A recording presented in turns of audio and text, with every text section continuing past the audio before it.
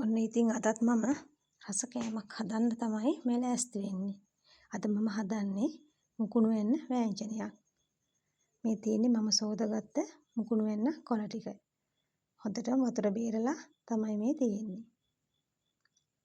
ඉතින් දැන් මේ මුකුණු වෙන්න ටික අපි පොඩියට කපා ගමු.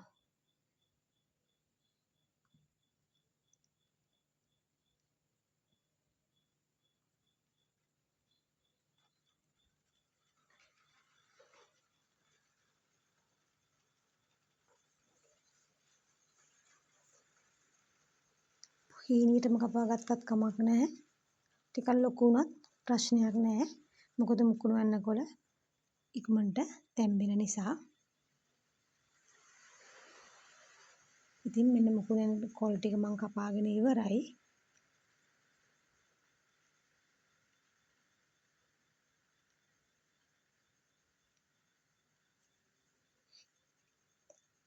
දැන් මුකුණු වෙන්න කපාගත්ත මුකුණු වෙන්න කොළ ටික අපි හට්ටියට එකතු කරගමු.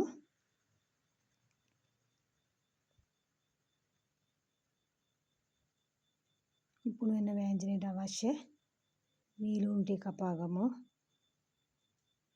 අමු මිරිස්,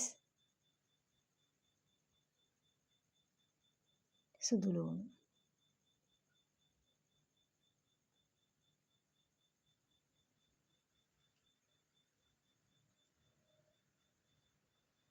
කපාගත්ත බීලුණු ටික ඉතින් වෑංජනයට එකතු කරගමු. අමු මිරිස් ටිකයි, සුදු ලුණු ටිකයි,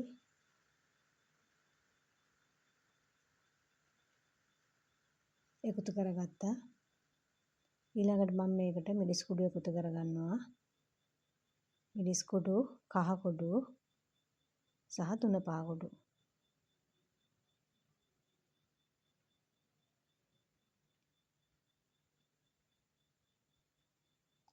මම දැන් එකතු කරගත්තේ ලුණු කුඩු.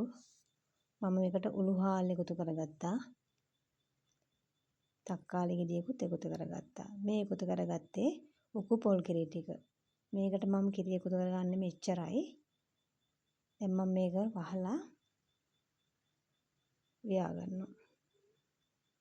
ඔන්න දැන් මුකුණු වෙන වෑංජනේ කොළ ටික තැම්බීගෙන ඉන්නේ.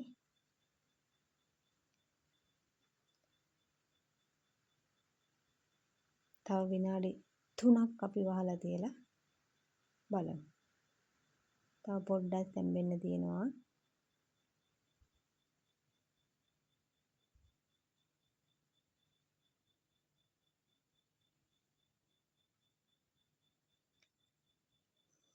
විනාඩි 3කට පස්සේ